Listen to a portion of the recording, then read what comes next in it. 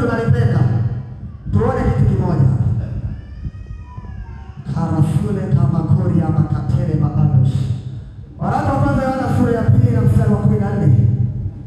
Maandiko yanasema, na waandikia ninyi akina baba kwa sababu mmemjua yeye tangu mwanzo.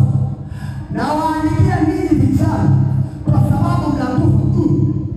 Na waandikia ninyi vijana kwa sababu mna nguvu. Swali langu ni moja. Anazungumzia nguvu gani?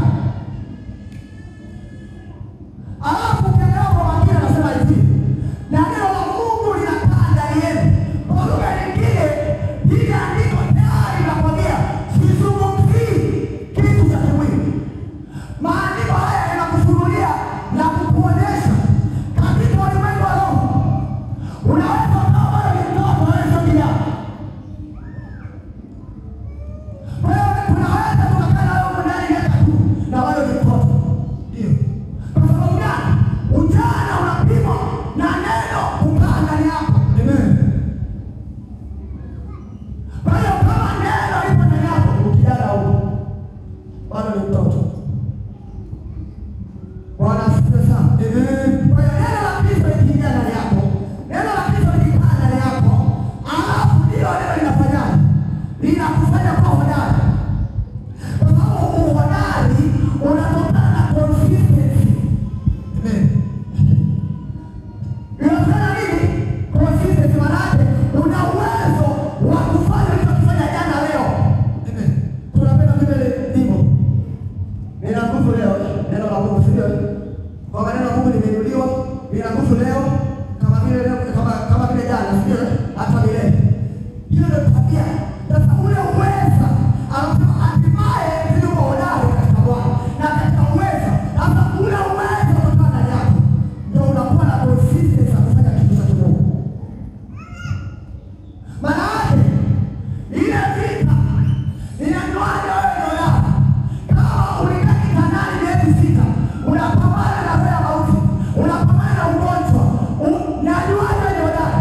Najua wewe ni hodari kwamba ile changamoto hairudi tena. Amen. Kwani una nguvu, lakini mfodari anaweza kupigana vita yeye mara 100 na akashinda. Amen. Basi kwa kushinda mara moja. Kuna watu wanaitwa mashujaa wa Daudi. Daudi Goliathi sio mtu peke yake aliyemuua.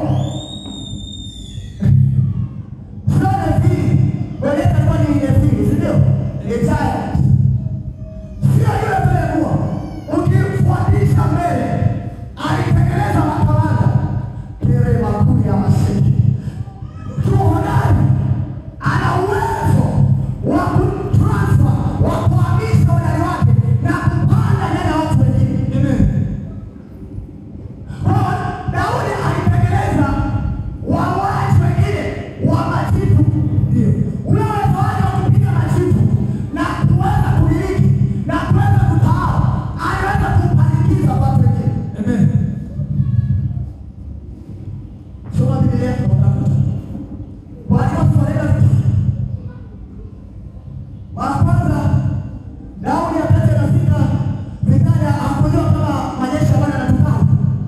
Alikuwa na biashara zake. Mtu leo yupo tayari wakati wa anytime. Amen. Ukimgusa tu umeisha. Ndio.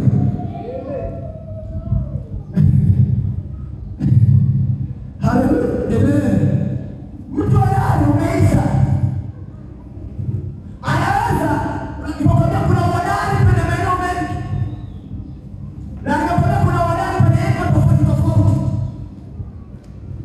Duniani hapa kila ambaye amefanikiwa, kila ambaye anamiliki, kila ambaye anatawala, mchunguze na hodari katika eneo. Ndio. Kila kitu ana ufanisi nacho, ana utashi, ana uwezo wa kuweza kudhibitisha tena na tena, tena na tena, tena na tena.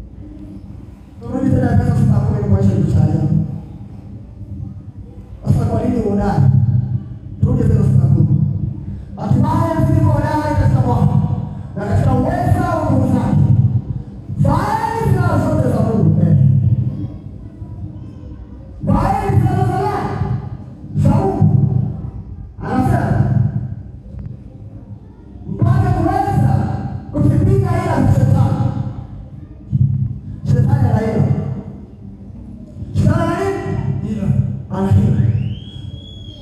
Kuna siku nilikuwa nazungumza na mtu fulani, nikamwambia the devil is not as powerful as people think.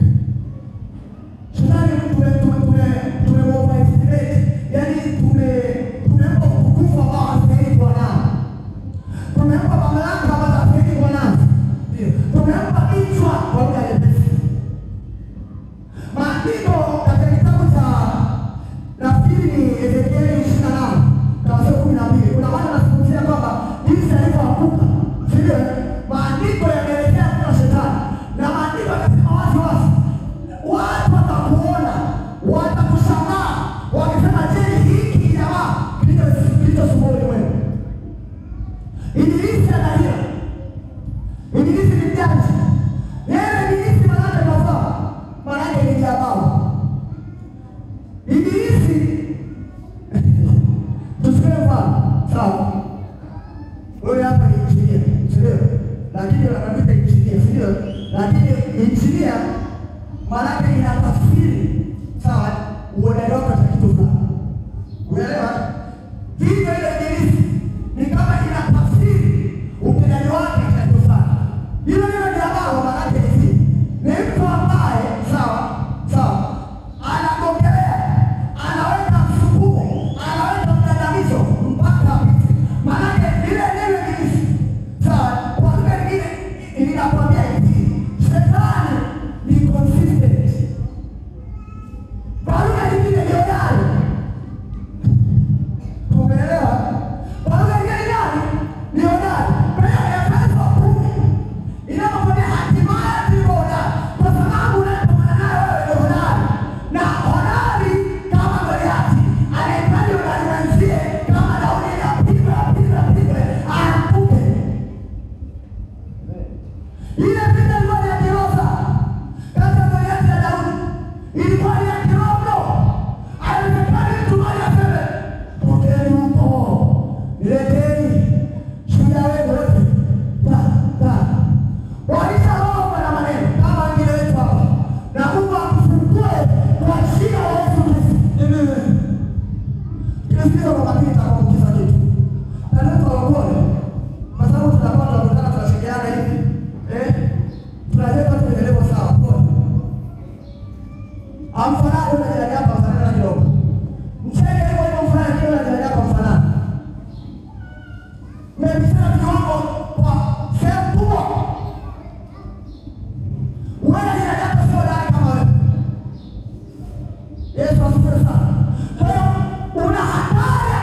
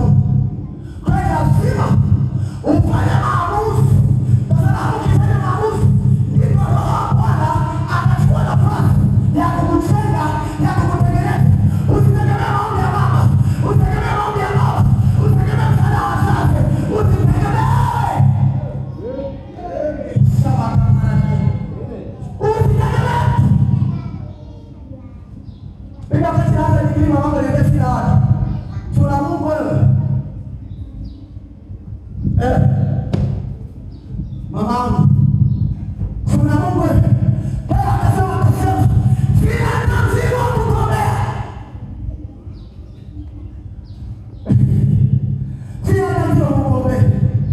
Ndio maana Mungu anafanya injinia aliada milioni 2.5 kwa mwaka. Mama anamwambia pia kwa sababu Bwana alitengeneza mikono yangu, aliandaa mikono yangu kwa ajili ya vita, alitengeneza kafinyanga, sikuona ni mzigo, sikuona ni peni. Nikasema ni wakati wangu wa kuonyesha kama Bwana alinifanya kwa ajili ya vita. Amen. Amen. Sisi tuna mtu.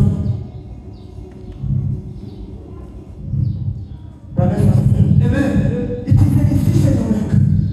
Lazima ufanye maamuzi. Unaweza kutoka kama mbele mwenzako umevaa sana. Unaishi kwenye kijana maandiko yanasema una hauna nguvu. Ni mtoto. Ni mtoto. Ni mtoto. Ni mtoto. Mlikuwa mnalalamika na Mungu. Unaleta ninakabili kwa jina la Yesu. Inaamuru aanguke, apigwe kwa jina la Yesu. Wala tulipokuwa waziki. Wiki watu dhaifu. Imani nisikishi. Umuhimu wa sauti. I am spending the anointing of God upon my life to release increase. Na asilia matamka kinabii mtu ananiangalia. Maisha yako kujiombea uwezi. Naposema amina hawezi. Tala kutabilia wote. Amtabilia mchungaji hapa jana mbili. Katika eneo ambalo maisha yako yatafanikiwa. Mtu anamwangalia tu. Yesu asifiwe sana. Amen. Nakaribia kumaliza.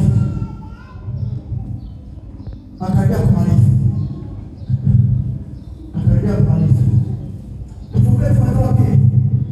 Sura ya 2 mstari wa 15. Nataka tufanye zoezi moja la kiroho.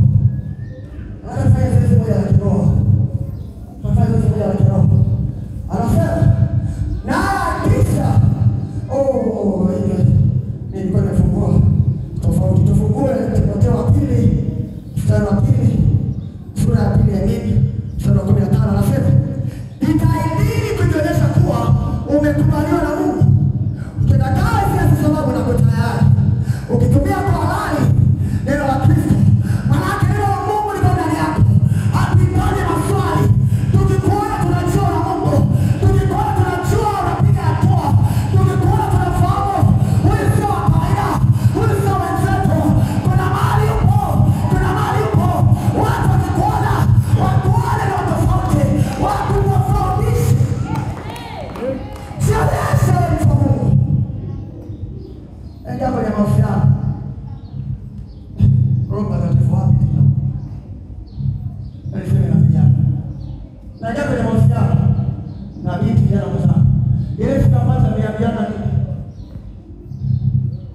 Niambiana nini? Unaomba na mtoto. Shaka mimi kwenye mfungo. Cheko mnaongea nini kama unaweka mapenzi? Siku ile ya kwanza inabidi sheria bwana inakaa pale na kuelewa pale. Hatutafanya hivi na hivi. Tutafanya hivi na kile. Bwana atafanya hivi na kile. Mambo yawe wazi kumwambia baba. Hata madhaifu ingizie. Mzee wao watu hivyo, shetani atawaingilia. Hautaamini. Kuna watu wengi wamemesha maisha yenu. Kwa kuwa watu dhaifu.